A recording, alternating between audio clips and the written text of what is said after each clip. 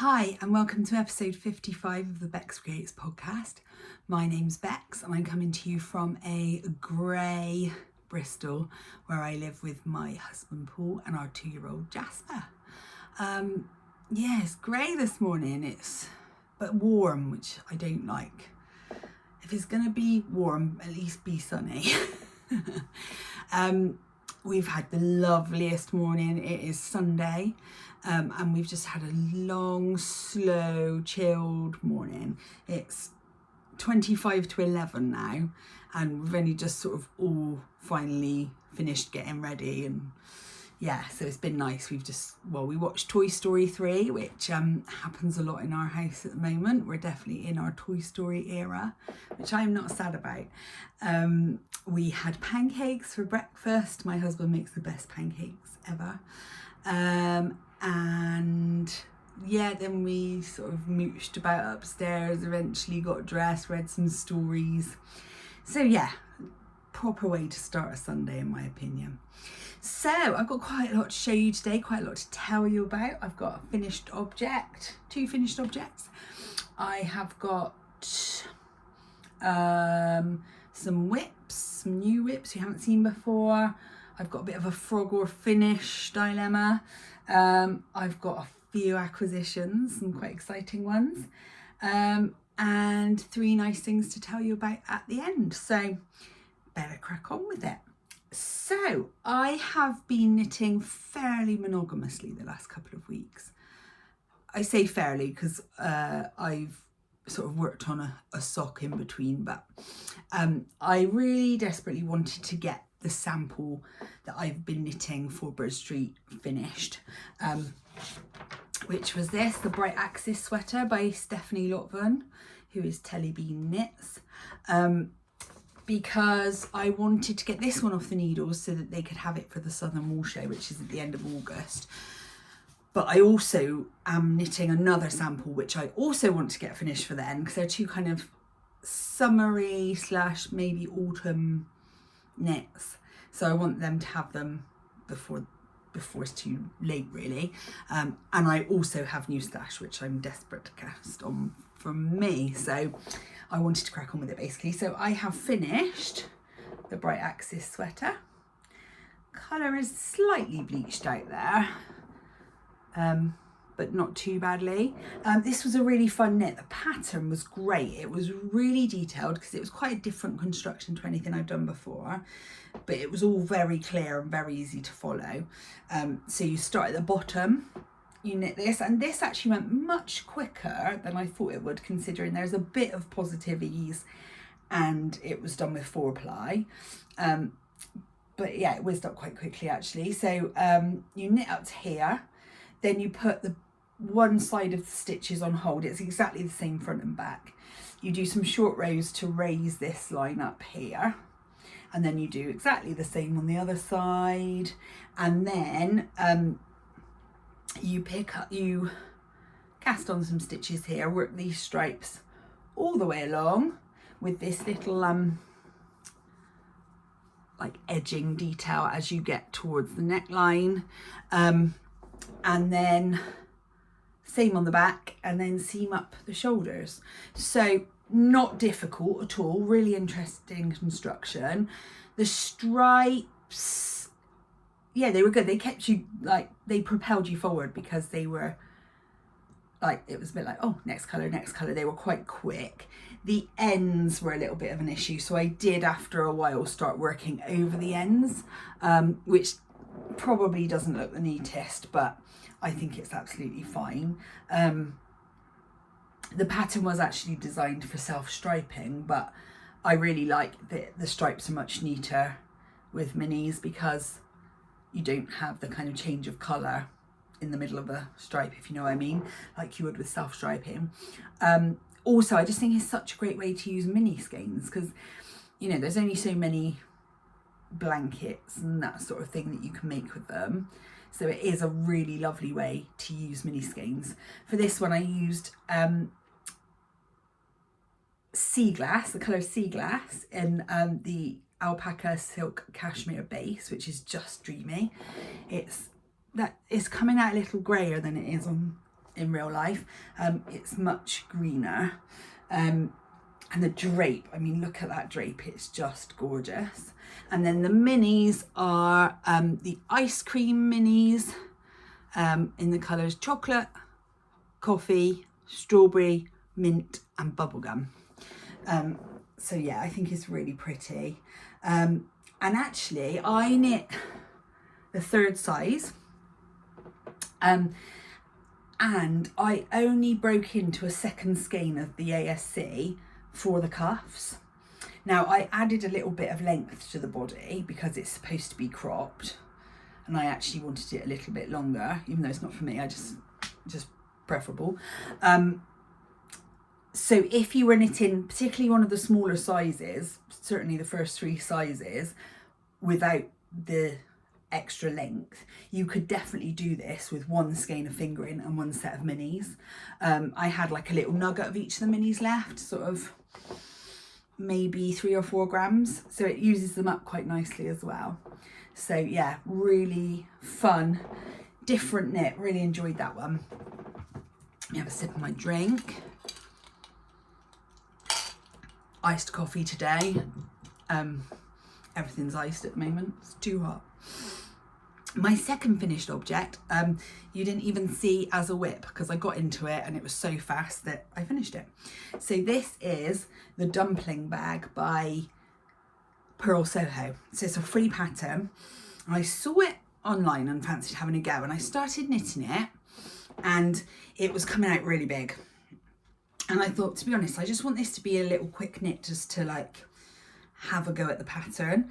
So I ripped it back and I started again and just halved all the numbers.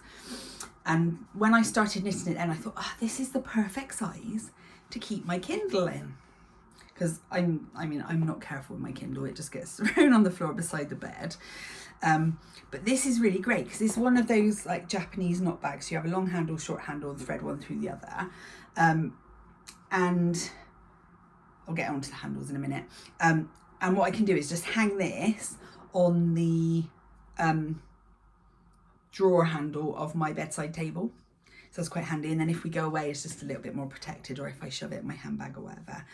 A few things I found with this pattern. Number one, there is a mistake in it, which basically tells you that the handle should be garter. So it's like knit, all the rows are knit, and you're working back and forth. But when I looked at the pattern, the handles on the pattern weren't garter, they were a stockinette. So I rectified that. The handles, the edging of the handles has an I-cord on it, which I do think just makes them roll in. So I don't actually like that very much. So I think if I did this pattern again, I'd more likely slip the first stitch and just knit along. I think it'd make it much quicker. I'd also make the this handle shorter, because I think if that was shorter, it would just work a bit nicer. But it's a cool pattern. I used some cotton that I had in my stash. This was the Yarnsmith's cotton, which is really nice. It's really soft. It was very cheap. I think it was like £2 for 50 grams. So I used 3 colours. I think it was the tropical teal, the teal, and the duck egg blue. I just did a bit of fun colour blocking. It hardly used any yarn, so I've got loads left. I might make another bigger bag, this more of a project bag with the rest. But it was a fun little project. It basically took me a day. The other thing I did, the pattern suggests a provisional cast on and then grafting the bottom, but I didn't do that. I did the forget this, Judy's Magic cast on, and then just worked in the round. It was just much easier. So then when I was finished. I didn't have to go back and kitchener the bottom. So yeah, nice little project. I definitely recommend it, but yeah, just be vigilant with the pattern, I would say. Okay, so I've got a half finished object, which also includes an acquisition and leads me nicely into whips. So I have been test knitting the amazing Simon sock for the lovely Twin Set and Pearl. So this is a pattern by Rachel. The Simon pattern was originally a shawl that Jo designed, and then she developed it into a cowl, and now Rachel has turned it into a sock. Now I've just noticed it's quite a glaring mistake. Somehow I went a stitch off after the heel in the pattern, but it's fine, it doesn't matter. This was such a great pattern to knit. I had most of a skein of both colours left from my last Simon shawl, so it had to be matchy socks. There's quite a lot of purling in this pattern, but that doesn't bother me in the slightest. I actually really liked it. The heel is really cool. It's a short row heel, which I think Rachel calls a mitered heel. It was really nice. First time I've ever knit a short row heel, so I really enjoyed trying it, and I have actually put it into another pair of socks already. So that was fun, excuse me. I did do my own toe, just because it's my preference, and Rachel knows I do that, and her toes are well tested anyway, so she doesn't mind. I do wish though I'd done a few rounds of plain knitting before I started on the toe, because I don't very often use contrast heels and toes in socks. I completely forget that I just prefer the look, so I do wish I'd done that, but I'm not going to go back and change it now. But yeah, really fun pair of socks, and they have been living in my new acquisition, which is very exciting. Makes me feel very exclusive. This is one of the new twin set and pearl project bags. How cool is this? This is embroidered on. I think they've had them made by Clara Unwrapped Yarn, I think. I might be wrong, but I think it is. So they got their logo on there, so cute. And it's just a nice zippy bag, nice one to chuck in your handbag. It's perfect for this as a 2 skein sock. There's plenty of room in it for that. And you can actually buy these from Rachel and Jo. If you head over to their podcast, they share the details. I think they're £20, and you just basically need to email them and they'll sort it out for you. And watch this space, because I think they're getting more colours, sizes. So yeah, really lovely. And that was a lovely present from Rachel and Jo when they came to my house a couple of weeks ago. We had a lovely day, me, Claire, Jo and Rachel. We knitted, we had the most amazing lunch. Everybody bought Marcus's picky bits and it was delicious, and there was enough for me and Paul to have for our dinner as well, so I didn't have to cook, so that was even more of a gift. Yeah, and we just chatted and spent time together, and Jasper entertained us, and yeah, it was just very lovely. We had lunch outside because it was a lovely day, so yeah, very lovely. So I haven't started the second sock yet because I did want to crack on with some other bits, and these are for me, so they're not so much of a priority. The colours, I'll just remind you, are Sherry and Piglet by Bur Street Yarn. That's a really good colour representation there. I love pink and red together, as I know you would have heard me bang on about before. And that pattern is out now. It came out on Friday, so there probably is a discount code, which I should have checked before I podcasted. But if you pop over to the Twin Set and Pearl account, they will have all the details there for you. So yeah, highly recommended. So, next whip. In my amazing Moth and Found bag, which I love so much. My Moth and Found bags are never not in use now. Is a new cast on, which is another sample knit for Bur Street, but also a little bit of a test knit in preparation to knit one for myself. So I'm going to use this one as a bit of a size guide so that I get it right for me as well.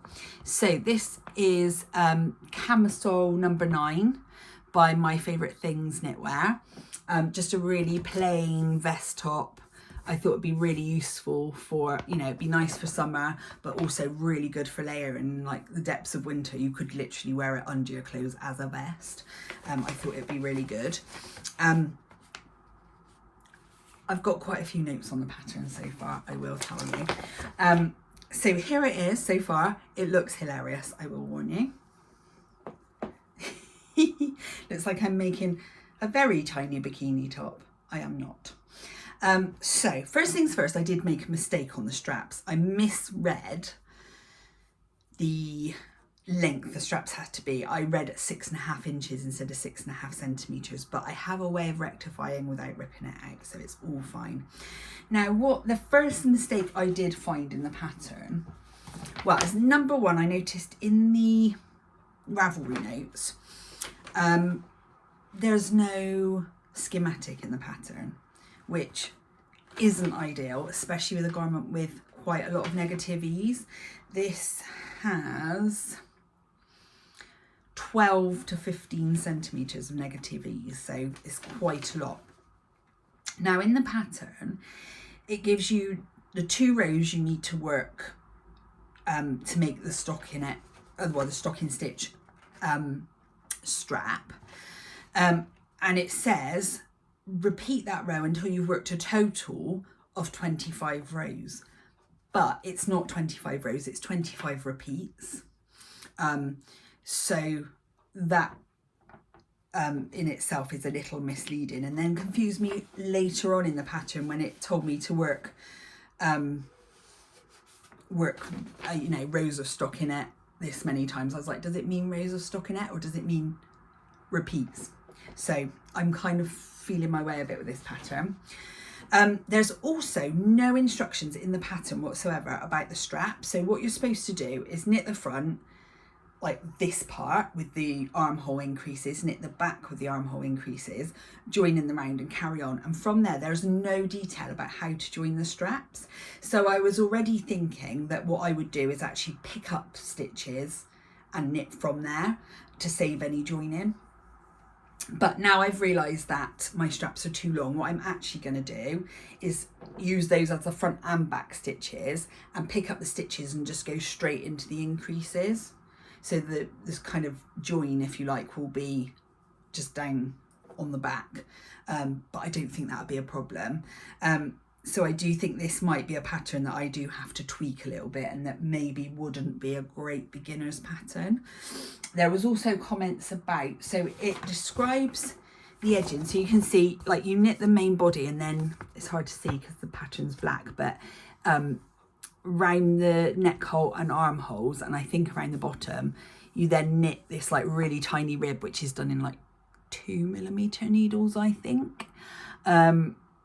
And then it says about something about sewing down those edges, which I'm not entirely sure what it means by that, but I will when I get to it, I'm sure. And lots of people said that was very fiddly.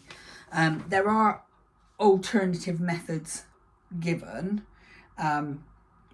so I'll cross that bridge when I come to it. But yeah, I would say be warned that it's not the best written pattern in the world, I would say.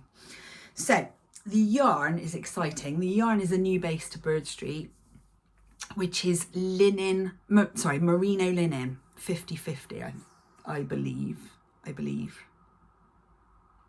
Oh, don't quote me on that now, because the skeins I have didn't come with bands, so check out their website for details. But this is in the latte colourway, so it's just a nice sort of pale coffee colour, and I think it just would be a great neutral to have in your wardrobe. It would sort of go under things really nicely. It's such a nice yarn to work with. The merino takes away that kind of linen sort of dry crispiness, but also gives it a real lightness, which is really nice. I think it's such a nice summery yarn. I'm really enjoying knitting on it. I'm currently on a 3.25 needle. The pattern, I think, suggests 3s, but I got gauged with a 3.25, which I'm glad about, because that means I don't have to go quite so tiny on the smaller needles. But there will be a point where I'm knitting on sock needles, which is going to be fun. I am having a little bit of trouble with these though. I don't think I use my 3.25s very often, and I think I've realised they must be bent because they keep coming undone. I use Chagu twists, interchangeable, so I find if one is bent, which yeah, you can see, look, massively, this one is bent, they come undone all the time. So I have ordered some new ones, which will hopefully arrive in the next few days, and I can crack on and get rid of these, because that is not ideal. A couple of times when I was knitting, luckily just on the strap, the whole needle came off, but luckily I didn't lose the stitches because there were only a couple at that point. Yeah, so that's that. Like I say, I'm hoping to knit one, or if I love this pattern, I can see myself making it in loads of colours because I think it'd be really useful. I use vest tops all the time, but yeah, I'm reserving judgment until I finish this pattern because I'm pretty sure it's not going to be plain sailing. But I will show you some yarn that I've picked up later that I've got in mind for ones for myself. So yeah, that's the Camisole number 9. So I'm hoping that will be finished. I started it on the 1st of August, so I'm hoping it'll be finished before the 30th so it can be on display at Southern Wool Show. If, you know, even if it's not a very suitable garment for the time of year, it will be good for people to be able to see the yarn knit up because it is a new base. Now the next thing I'm going to show you are some new socks that I've cast on since last time. They're living in my such fun dinosaur bag from lovely Laura at Beki Yarns. I just love this bag. I know I probably show it all the time, but the sort of dinosaur scale fabric in the lining is lush too. Now, this is very random. I actually got influenced to knit my own pattern. It's ridiculous, really. So if you watch Fran over at Franny Do, you will know that me and Fran are kind of knitting twins. Like we're like our own personal influencers. Because I watch Fran and she knits something, I go, oh, I want to make that. So then you see me on here going, I saw Fran making this, so I'm going to knit it now. And then you watch Fran, she's like, I saw Beks making this, so I decided we're terrible. And Fran was knitting one of my sock patterns. And bless her heart, she's been absolutely raving about it, which is so kind of her. And I've actually sold quite a few copies of it recently. So I was like, maybe I should knit a pair. I think at the time when I did the pattern, I knit 3 samples for the pattern, so I was a little sick of it. But it was nice to come back to, and I do agree with Fran that it is a very knittable pattern. So I thought that as I'm knitting a sock advent for my goddaughter, that she should have a pair of my design socks in there. So this is my That Precious Skein socks. It's a pattern that is designed to use with that precious skein that you might have been saving or might not have really worked with other patterns, maybe something that's too busy for cables or lace, or I don't know, a self-striping that you wanted to do something with other than just vanilla. And I've used a zebra yarn this time, which is from Lay Family, and I wound it up and didn't keep the tags, unfortunately. I'm sure it was something to do with blackberries, and it's definitely got that feel to it. This is my kind of autumnal colour. I don't do browns and oranges and stuff like that. So, you know, the plummy purples and sort of deep blues and stuff is much more up my street. So I've knit one sock. Like I said earlier, I used Rachel's mitered heel on this one again because I knit the heel on the Simon sock and then was on the heel on this one. I was like, right, let's do it again so I get it into my head a bit quicker. So I was really happy with it. Fits quite nicely, and I will definitely use that heel again. It's nice to have another one in my repertoire to mix it up a bit so I don't get bored. And I am on the second sock. Whoops. I've done the leg and the heel of that one, so I just need to motor down the foot now. So in the pattern, this sock is designed to have some slouch in the leg, as you can see a little bit in this one. In the pattern, I explain how you can use a bigger needle if you want more slouch, but if you want slightly less slouch, then you can go down to a smaller needle. So that's what I did on this one. I used a 2.25 for the leg and then a 2.5 for the foot. And I really like how that's come out. It's still got a little bit of slouch, but not loads. I thought because it's for my goddaughter, she's got little legs, so this would be slouchy on her anyway. Yeah, so I just got to finish off the second one, and that I think is number 10 towards her advent. So I am getting there, people. I'm nearly there. I've got August and September to knit 2 more pairs, which will be fine. That's perfectly doable. So yeah, and I was knitting on those. We went to Blenheim Palace last weekend, which is about an hour and 20-minute drive from our house. So I knit solidly on the way there and the way back, and got, I think, most of the leg done, so that was good. I do like a bit of sock knitting in the car when I get a chance. I'm just going to briefly show you my iris tank, because I have made progress on it, and when I show things on the podcast, it does give me a bit of oomph to carry on. So you've seen it several times before. It is the iris tank by the lovely Along Avec Anna. It's the third one I've made. It's such a lovely pattern, and I am making it in this amazing yarn, which is Champagne Supernova by the Wall Kitchen. It's one of her zip yarns, so it's got like, it's designed for assigned pooling, but it's coming out really well in this garment. I love it. So I have now completed, I think, 3 full repeats. Yeah. So it's growing, 3 out of 5, so not that much more to do. I will get it done, probably not for this summer now, but it'd be nice to have a fresh garment ready to wear for next summer. And you can just see the colours are just dreamy, and it's what's the base again? Merino silk, so it's just gorgeous. It's so soft, so drapey, and looks amazing when it's blocked. So yeah, I will get it finished one day, but I just wanted to briefly show you that I had made a little bit of progress today. My final whip is one that's been dormant for quite a long time. I guess I kind of cast it on a little bit impulsively, shall we say. Oh, sorry, a little warning for you. Paul and Jasper have just arrived home from the supermarket, so there might be a little bit of background noise. I can already hear him whinging about getting out of the car. So yeah, I knit the Getting Ziggy Shaw by Sandra Paul with, what did I knit it with? My Advent at Christmas, that's right. Sorry, brain. And I really enjoyed, and I say knit, it's crochet.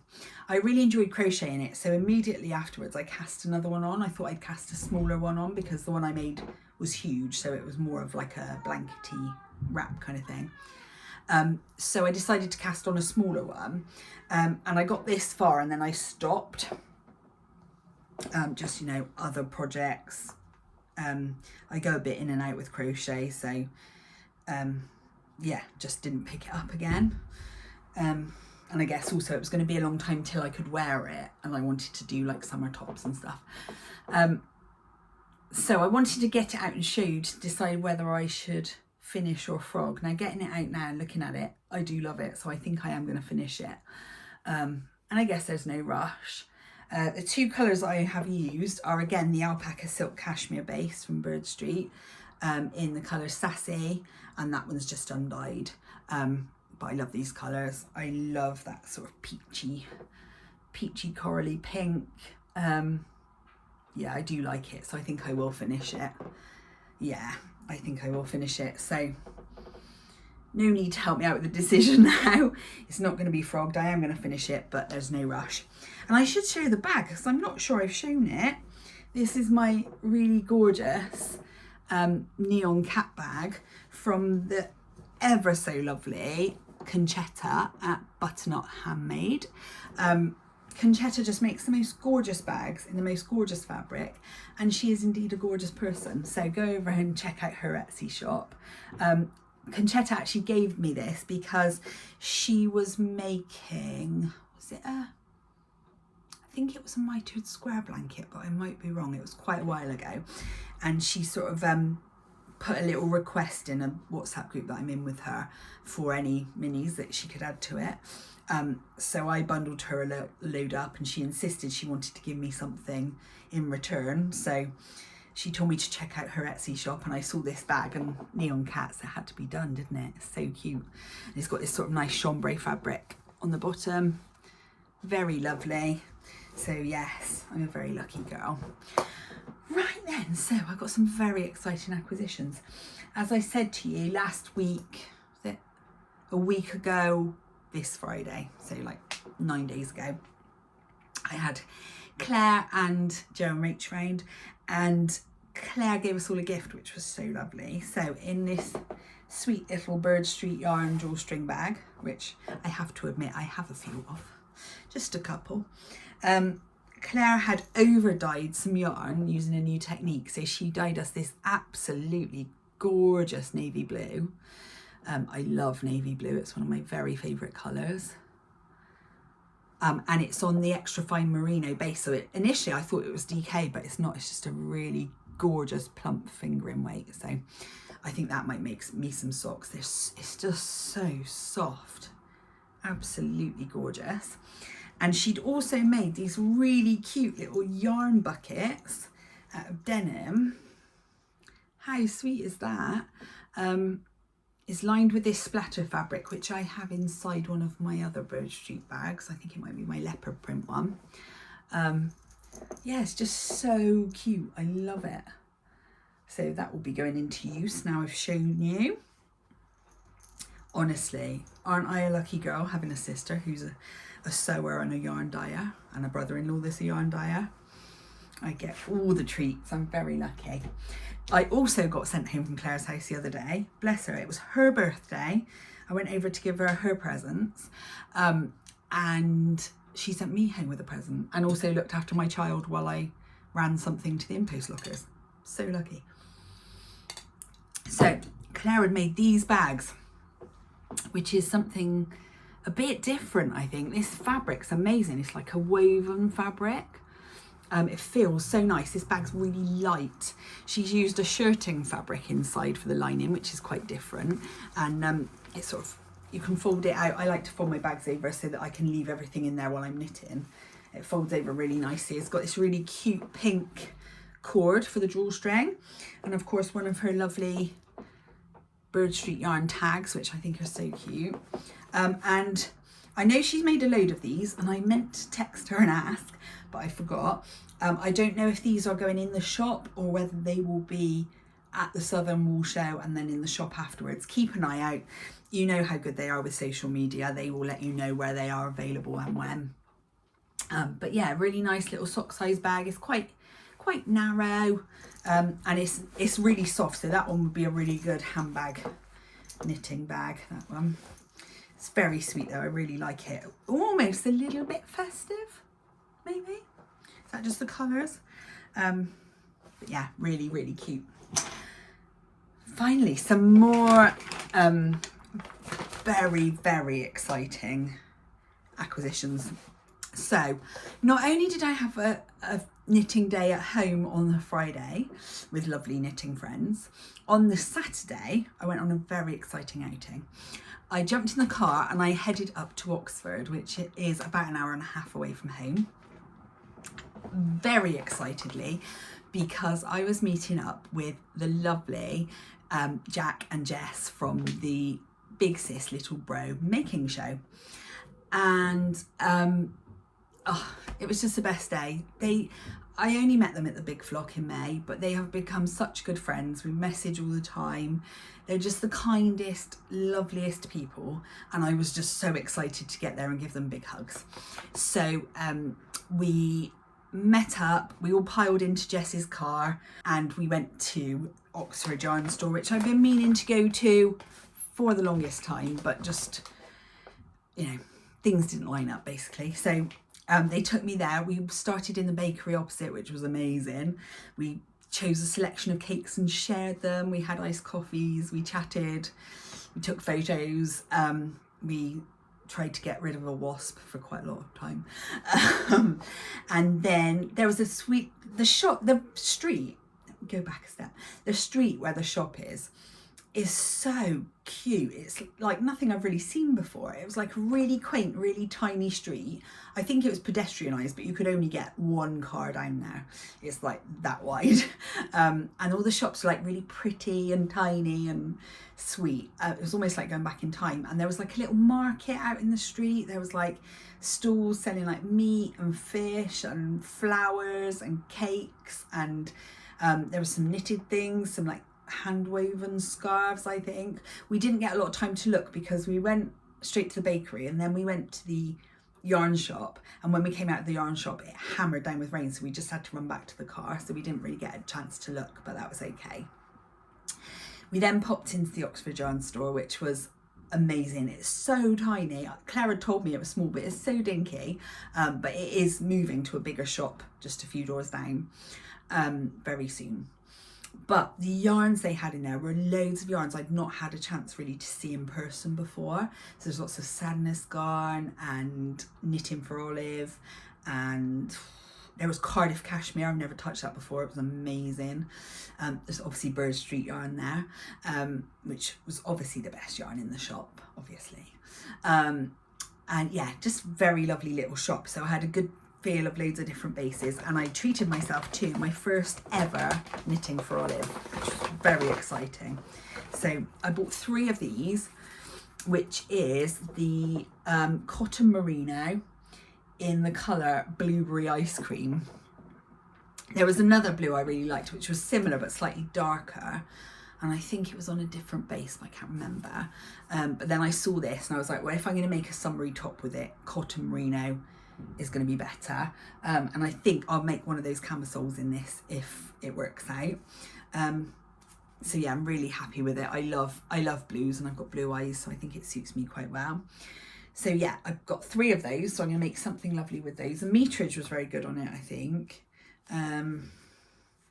Yeah, 250 meters to 500 grams. So it's a light fingering. So 3 of those will easily make a nice top. Then we piled back in the car in the rain and headed over to like the big shopping centre in Oxford. And I requested, could we go to Sostrena because we don't have any of those shops around here, and I love it. It's so cute. I feel like going into that shop is sort of returning to my home planet. I described it to my husband as like walking around the inside of my own head. You know, just pretty things and things that smell nice and little trinkets and classical music, butterflies and squirrels jumping about. No, not really. And I've never tried any of their yarn before, so I picked up these. I've got 4 of these. So this is 100% cotton. I don't think it's got a name to the colour, but it is 160 meters to 50 grams. So it's like a sport, really, isn't it? 320, yeah, a sport. So I'll make another summery something with this. I also picked up some of this gold thread, which was like really super cheap, and I thought might actually look cool held together with it. Summer sparkles. It is a little bit thicker than I thought it was. There was no details about, all it said was 25 grams. There was no details of weight or anything like that. So it's a little bit heavier than some of the carry along stuff I've used before, but I know a swatch and see. I bought 2 of them because it didn't say meterage. So we shall see anyway, but it was very cheap. It was like less than £2. And if not, it'll have to be used for gift wrap or something. But yeah, very exciting. And we had a lovely day. I took some gifts for them. I actually gifted them my scrap buckets, which I showed you last podcast. Very hard keeping that a secret. And yeah, we had lovely lunch, and the day was over far too quickly. But I'm meeting up with them again at the Southern Wool Show, so very excited about that. So that's all the knitting things. I was just going to share with you my 3 nice things to finish off. So the first thing I was going to share is a recipe that I love and have been using loads. This is from this book, which is What's for Dinner by Sarah Rossi, who is known as Taming Twins on social media. Her patterns, her recipes are amazing. very easy, very tasty, you know, nice for all the family, all of that malarkey. And this recipe for 1 pan lasagna is an absolute favourite in our house. So if I hold it up there, you might be able to pause it and screenshot it, but Sarah's website's really good and it is on there, so just go to tamingtwins.com. This recipe is great because all 3 of us in my house love lasagna, but to be honest, I don't love the making of the cheese sauce. And this, you don't do that. And it tastes just as good as lasagna. It makes a huge panful, so it usually makes like a couple of portions for the freezer as well. So basically you just make like a ragu in a pan, a nice big deep pan that you can put into the oven. Then you snap the lasagna sheets in half and stand them up that way. And then you just sprinkle a load of cheese on top when the lasagna's cooked down and whack it under the grill, and it's just beautiful. It's got veg in it, it's got onions and carrots in it, but I also sneak some celery in there because why wouldn't you? So yes, totally delicious. And I've also used the ragu recipe, cut down on the liquid a bit because obviously it's very liquidy to cook the lasagna. Yeah, take the liquid down a bit and just use it as a bolognese sauce and have it with pasta. I've used it as a pie filling. It's just a really good recipe, and it feels like it makes a lot for not a massive amount of meat. I think it's like 500 grams of meat, and you can easily make 3 nights worth of dinners with it. So highly recommended. And I'd recommend you follow Taming Twins on Instagram if you are into that sort of thing, because she is really good, very inspirational. The next favourite thing this week is something that me and Jasper have gotten into doing regularly as part of our week, which is going to our local library. So we used to go when he was quite tiny for round time, and then when I went back to work we had to stop because it was on my working day. And then I tried to take him to the library to look at books, but he was too much of a crazy whirlwind 1-year-old at the time and just kept running for the automatic doors and the exit. So recently I tried again because I thought he's a bit bigger now, he loves his books. So we went in and we just had the loveliest hour in the library. Our library is just extended to have a new like extra space in the children's bit, which is lovely, and it's got like little nooks you can sit in, nice chairs, cushions. It's got puzzles that the kids can do, little tables that you can sit at and read. It's really nice. So we've made it a regular part of our week. We've been going every Tuesday. I got him a library card, which is really nice. And yeah, we've been just going, looking at some books. He has a little wander round. We do some puzzles together sometimes, and then we pick a few books to take home. So it's been really lovely. So I thought I'd share one of the books I picked up this week, which is Clive Penguin, and it's very loosely knitting related. I don't know if you can see on there, but the spine has a knitting, like a knit pattern on it. It's just such a funny book. It's so cute. It's about this little penguin called Clive who basically is too cold and bored of all the blooming penguins everywhere. But eventually he finds this hat and he's like well impressed. So he wears his hat and it means he stands out in the crowd a bit. But unfortunately it does then mean that he's actually too blooming hot, which is just hilarious. It's very cute. Jasper's been really enjoying this one.